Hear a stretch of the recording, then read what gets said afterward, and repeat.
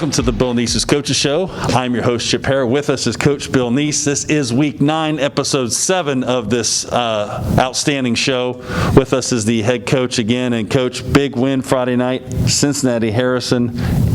Indians take care of business 42-7 in what was round 2, which was the Pickles' first game, but it was round 2 of the Division II Region 8 playoffs. Great way to get the second season started off with a win. It was. I was very pleased with how we performed. It's the first time we've ever had a bye week.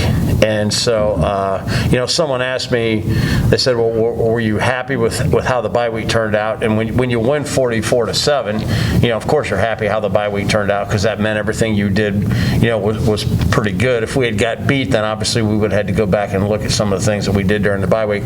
But as I said earlier in the other episodes, that we were able to really get in the weight room, and that is really good when the guys know that they don't have a major practice to come into. They can spend some time in the room, get some auxiliary in. We've got a lot of neck work in, got a lot of flexibility in. We were able to do that, and then we had probably 5-6 guys come in on Saturday and Sunday both to get double the amount of treatments they normally have. And we were able to get 3 kids who probably wouldn't have played Friday night healthy, and they were able to be major contributors to our game Friday night.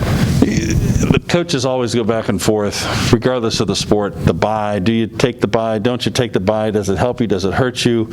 In the game of football, particularly the physicality of the season, I would only think it could help you, just as you said, those people that are banged up, get them healed up, but also give you a chance to get those other guys that are healed to continue to get stronger in the weight room and also do some other reps in practice. I think so, and I think maybe for a smaller school it'd be different, where you struggle to practice a little bit. You don't have enough people maybe to go 7-on-7, 11-on-11. You don't have enough people to simulate special teams, but we've got an operation where we've got about 65 guys, and we're able to simulate what we need. We only got a couple people that go both ways, and so I thought we were very competitive at least 3 or 4 days during the week, during our practice, and I thought that helped quite a bit.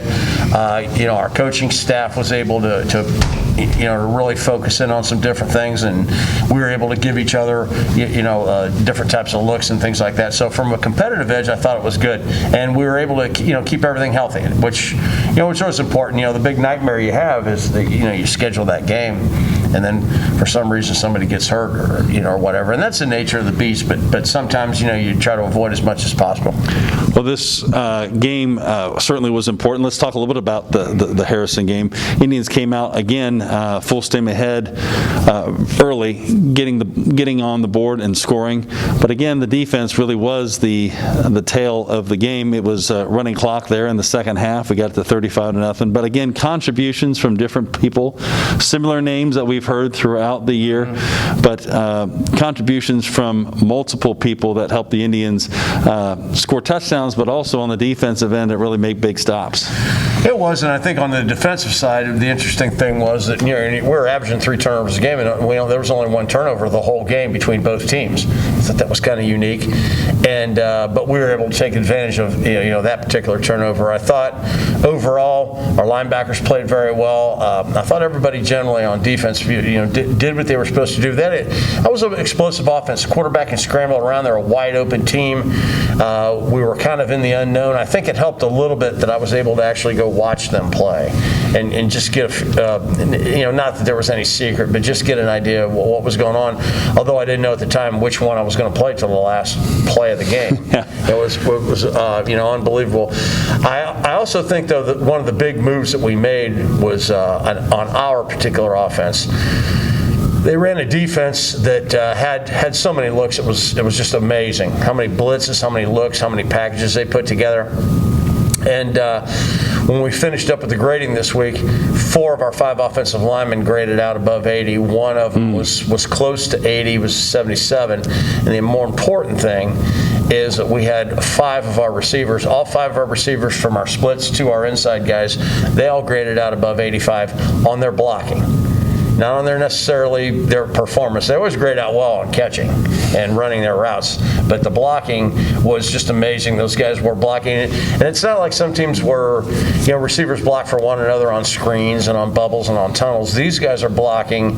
We're running inside zone, and they're homering down on those corners and keeping them out of the box, and that allows us a lot of times to make some big plays. And all of a sudden, you see Ronnie out there.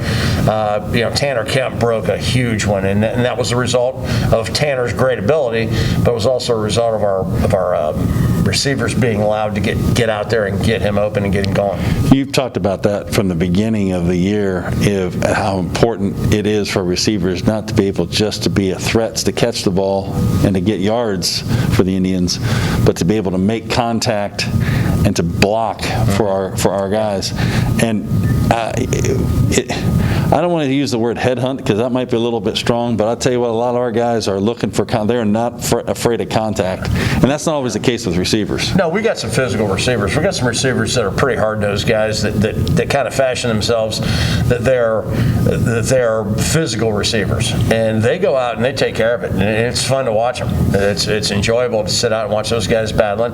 It's tough because they're out there one-on-one, and the line sometimes you can kind of miss a block and nobody really sees it a little bit. You kind of ease in, maybe hit somebody. You got one shot at this thing, and it's just you and that other guy, and you got to beat him to a point, and then you got to use great technique and make sure he doesn't get inside that cylinder, so to speak.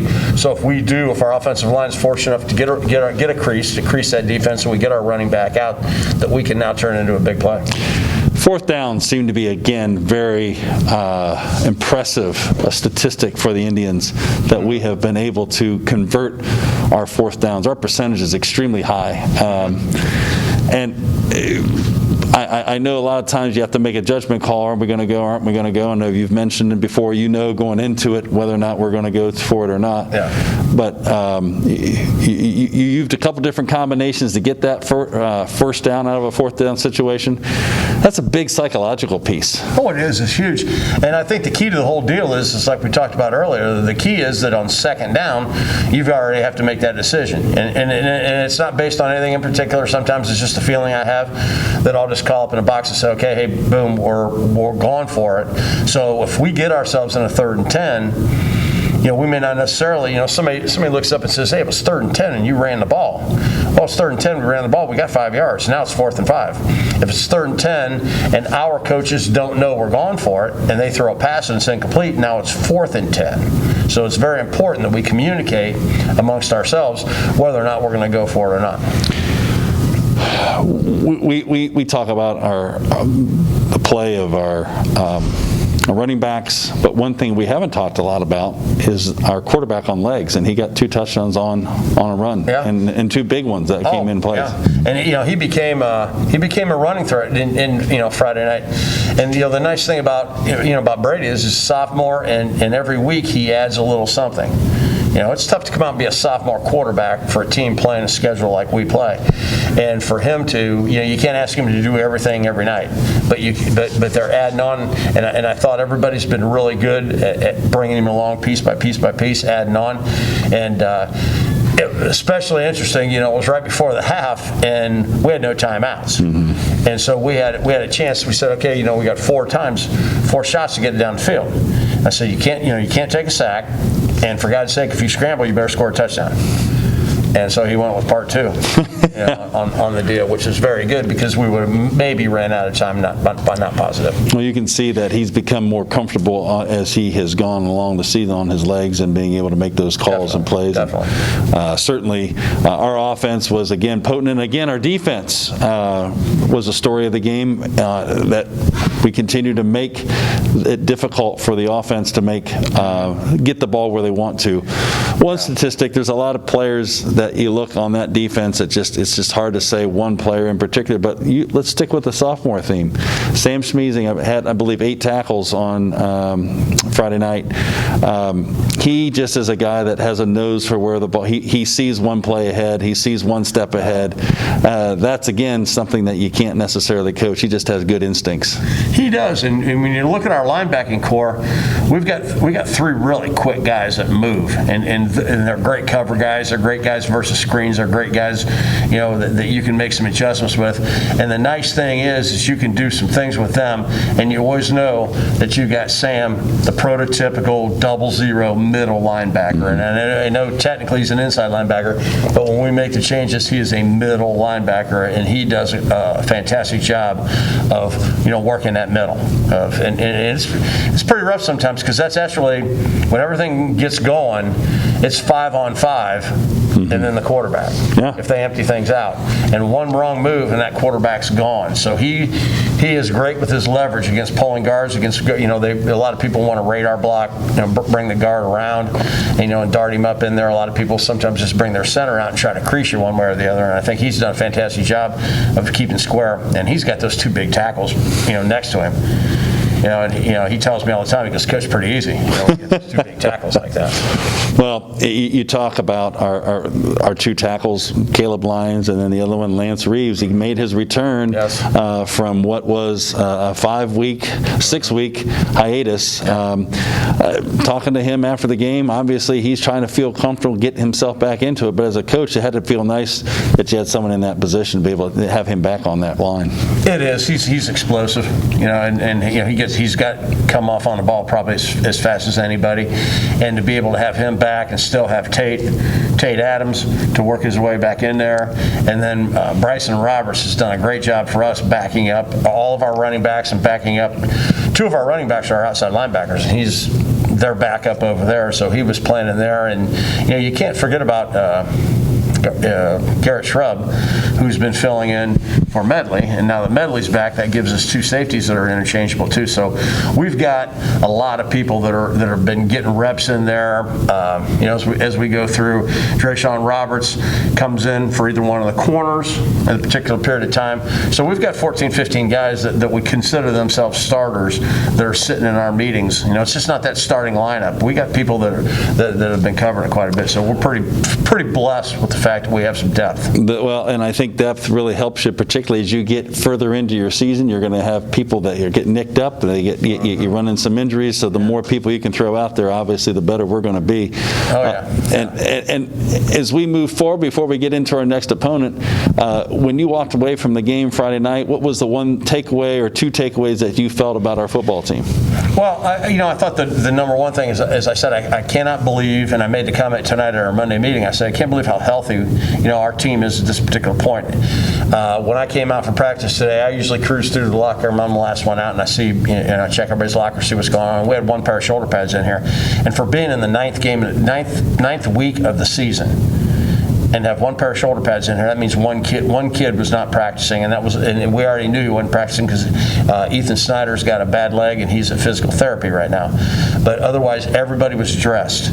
And we go play some schools, and there's 3 or 4 and 5 guys on the sidelines, and I think it has a lot to do with Dr. Burkhart, Katie Smith, and the fact that our players come in and get the treatment. Okay, a lot of kids, they're hurt, and so they can't practice, and then they're in their car and they're gone. And they think it's just going to heal up slow. It'll heal up eventually. These guys are aggressively in there. As we speak right now, there's 7 guys in there keeping track of what's going on and making sure that, they're well now, but they want to make sure it's extra. And they come in and they're really proactive about what they're doing. And I think that's the number one thing, that you got to be proactive. You got to hit it, and you got to make sure you get your treatment and get squared away so you can practice. We have guys that don't want to miss practice. They don't want to be standing there and doing nothing. They want to do stuff. Well, and what I've also found out about is that coaches don't have to worry about keeping the guys, the players that are injured, accountable. Everybody else keeps everybody else accountable about, in their own little way, ribbing somebody for, hey, you're coming to practice today, you're going to be able to get out of the training room a little bit, and I think that promotes positive. I think that, like we've always said around here, we don't have many rules around here. We and everybody kind of looks at me aghast, and I say, no, we don't have a lot of rules. I said, we have a lot of standards. And we have a lot of standards that are upheld by the people on our team and by the coaches and by the expectations. And a lot of it is just merely expectations, and those standards take care of themselves. Well, Coach, the standard was Friday night. The Indians get the win 42-7 and advance to round 3 of the Division II Region 8 playoffs. We will host another Cincinnati team, Cincinnati Anderson. They come into Alexander Stadium on Friday night after they won in big fashion over Taze Valley. I believe it was 52-14. This team's been putting a lot of points on the board, Coach. They're very, very explosive offensively. What can you tell us a little bit about Anderson? Well, they're an explosive, wide open team. Usually running at, half their snaps are taken from nobody in the backfield. A lot of screens, a lot of tunnels, a lot of receivers working for one another. Have a quarterback that leads them in rushing. So right off the bat, and the thing that impresses me the most is they disperse everything out. They've got 5 receivers that all have at least 30 catches. Wow. And so that ball's getting out there all over the place. Defensively, they play a pressure 3-3 stack defense with man coverage, and so everything's pretty much coming at you. I think you're going to have to earn everything that you get offensively, with the way they play defense. So it's going to be, a very good matchup. And the other thing that's big is, the league they play in is outstanding. I mean, right now, their league has 4 people alive. They got Winton Woods, they got Kings, they got Anderson, and they got Turpin. They got 4 people alive, and out of 4 of the 16 teams that are alive are all from their league. So I think that tells you something right there. Absolutely, and I think if you look at the scores, and again the teams that they've played and the teams that we've played, I think a lot of people are expecting a great matchup here on Friday night against Anderson. We talk about keys a lot, but what can you expect defensively from them that with the Indians are going to see? I think they'll use their 3-3 stack, and they'll try to get into our running lanes. The thing about the 3-3 stack sometimes is that you don't know where they're coming from. They line up, head up, and they'll hit veer one side or the other. They also have a pretty good shade package game where they'll bring it over one way or the other to start it. So I think there's a bit of confusion that they like to create with their front. So I think that's probably going to be the big thing. And then the fact that our receivers are going to be playing. We've played against man teams before, and that requires then all of our people to be out there and to be getting themselves open. Sometimes when you're playing against a zone, the play call will get you open. Sometimes when you're playing against man, then the human being has to get you open. And so that's what we're expecting from our receivers this week. Coach, I know this team has expectations as you're moving through, but I think a lot of people wouldn't know, unless we mentioned it, this would actually be in a traditional year when the playoffs would start. You have 8 teams left in our region. At the beginning, we started with 25. We're down to 8, so those first 2 weeks really kind of got through the byes and through the first round. We're now down to what would be the 8. And, Coach, you and I talked a little bit about this earlier. The teams that are left are actually the teams that the coach has seeded. So the coaches kind of, I guess they do know what they're talking about. Coach has got it right, and I think the thing that I'm impressed with is I thought all the coaches, for the most part, were very fair in their evaluations. I think that if maybe we were off by 1, but as you look at the ratings that they put out, I thought everybody was fair. I think there was a couple coaches that didn't realize that the results were going to get published of how they voted. And that'll even make it even more honest, if this in fact continues on.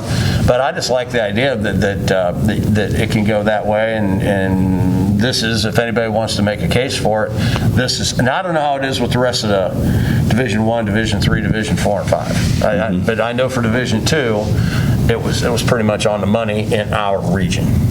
That could not be the case anywhere else. I'm not positive. Well, there are 8 teams left in this region, and we will be live here on the Indian Nation station. People can watch it here. They can also get their codes through the athletic department, as it'll be open to the public for people to get those tickets online. Coach, before we get into the second portion of the program, we want to talk a little bit about Spencer Arnett. He's going to be our senior feature today. Right. Talk a little bit about Spencer, and he's been a guy that's been a part of the program and has had some success, and I think is a guy that knows a little bit about hard work. He does. He's been on our program for 3 years, and done a remarkable job for us. going into his senior year, hasn't got as much playing time as what he has expected. But in the meantime, he's asked us, I like the game, I love the game. Is it all right if I get some JV action in? And we were more than happy to let him play in some JV action, and gave us some good leadership in the JV program. And so I think he's again one of those guys that you look at and say, anything we can do to help you. He's big with his education. He's over at the Career Center, and there's a couple days a week sometimes where he can't get here because of his job or job commitments. We've kind of worked through that and understood a little bit about what was going on with him. But we appreciate the fact that he's stuck with our program, and he's been able to work and get some success out of the program. Well, we talk about Spencer and guys like Spencer. You got to have guys like that, because that helps our program too. It helps see guys, that gives them hope that, hey, if I work hard, even if I'm not maybe getting the time I want as a sophomore or junior, hey, that the coaches do recognize those seniors and reward them. Mm-hmm. Yeah, no, definitely the case, and we appreciate everything he does for our program. Coach, we don't talk a lot about JVs, but the JVs had a nice capped off their season on Saturday, finished 7-1, won 7 in a row, mm-hmm. and the season is over for the JVs, but a nice win over Sydney, 14-0. Oh, big, and actually we had a game. We had the only loss they had was a 1-point loss to Troy, and we had a revenge game, in our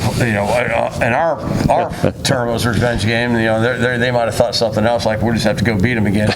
But we thought we had a big game coming up, and then unfortunately the Trojans weren't able to play, and so we scheduled Sydney.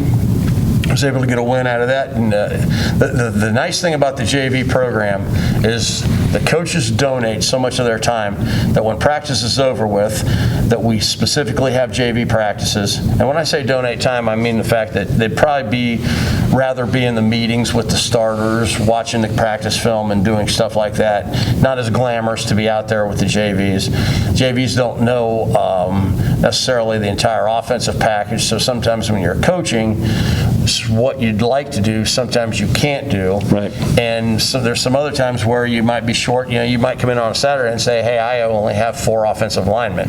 Can you go play offensive line, maybe do a tight end or something like that? So it's a little bit of a mismatch, a mishmash kind of deal going on. But the big thing about the JV program is it develops the kids. It gives them a chance to get out and play, and it's amazing how much pride they have because they put that game uniform on just like everybody else, and to them, that Saturday morning is Friday night. And they put it on, and they have a great deal of pride. It teaches them a lot about leadership, and for those guys to go run the season like they did, we're very proud of them, because unlike any other sport, while we're practicing, they're spending their whole week practicing. Like our JVs this whole week are spending their week doing the stuff that Cincinnati Anderson does. And then after practice, they get to do the pickle stuff. So a lot of football is all about simulating what the opponent is doing, whether or not it be cards, whether or not it be watching a film and seeing stuff like that. And our JVs do a remarkable job of giving us as best look as they can.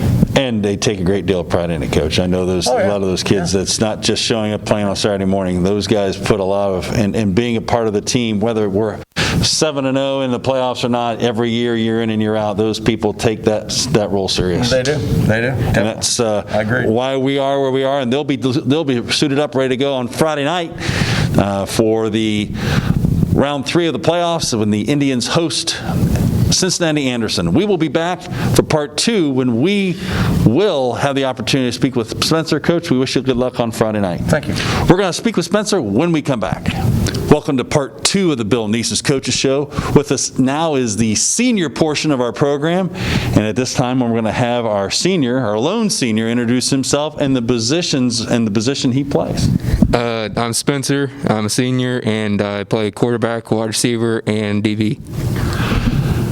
Spencer, first of all, as being a senior and being on this team, what's it been like for you to be a part of a team that obviously has had a lot of success this year and to have experienced his first playoff win? What's it been like for you just to be a part of that experience?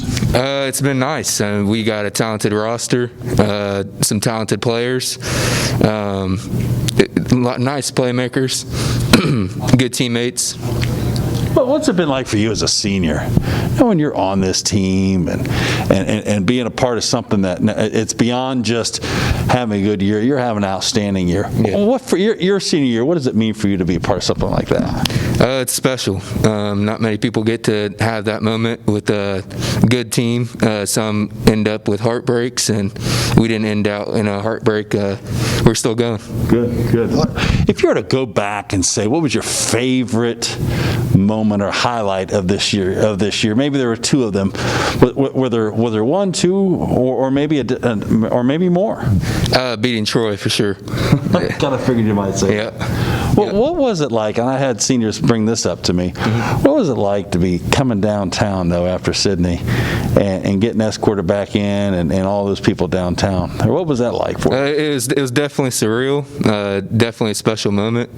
I didn't expect it coming into Pickle after beating them, and then it happened, and it was definitely special. Well, I think what you get from that is, hey, this matters not just to you as players and as coaches, but obviously parents, but there's people outside this that really want to be a part of this whole experience. So we certainly hope you can keep it going.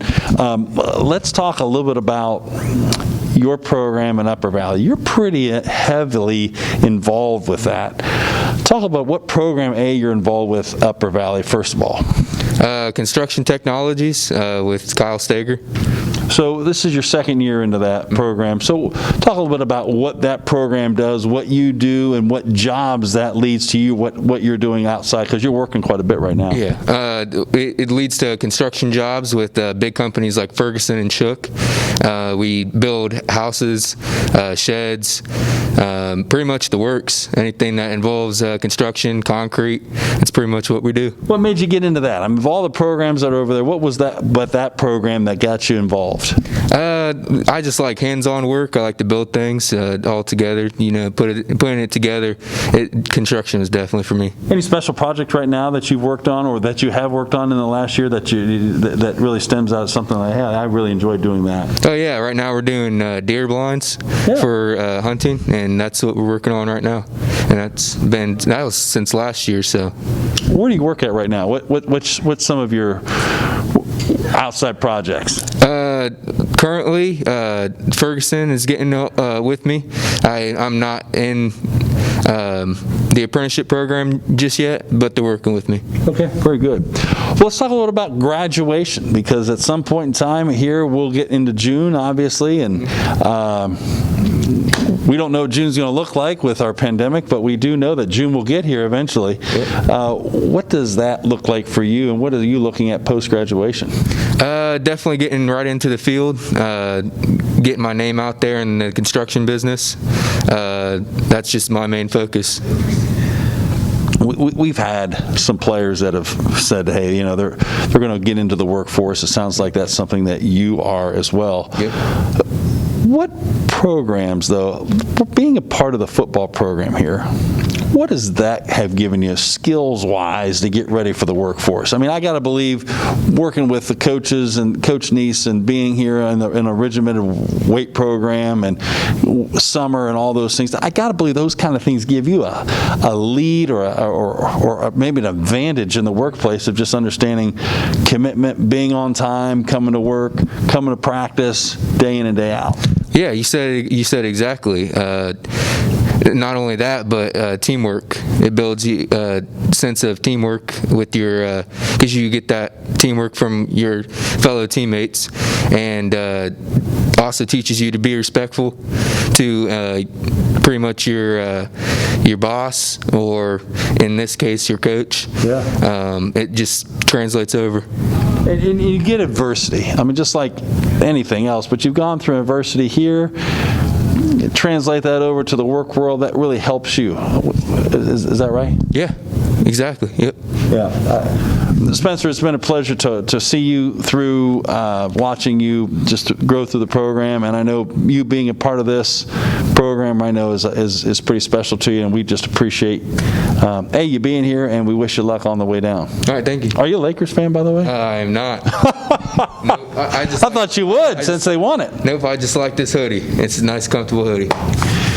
Well, for comfortable Spencer Arnett, I am Chip Hare. We are going to have the game live. I'm going to say that one more time. We're going to have it live here on the Indian Nation station on Friday as the Indians host Cincinnati Anderson in round 3 of Division II Region 8 playoffs. It will be, again, on tape delay, but it'll be live that you can watch in the comfort of your own home. Tickets will be on sale to the general public. You can contact the athletic office. You will need a code to put in on your tickets. You can get that code from the athletic office. You can contact that office. Our office at 773-9577. That's 773-9577, or you can email myself or Jody Toops for that information. For Coach Neese and for Spencer Arnett, I'm your host, Chip Hare. We will see you next week on the Bill Neese's Coaches Show. Have a good night, everybody.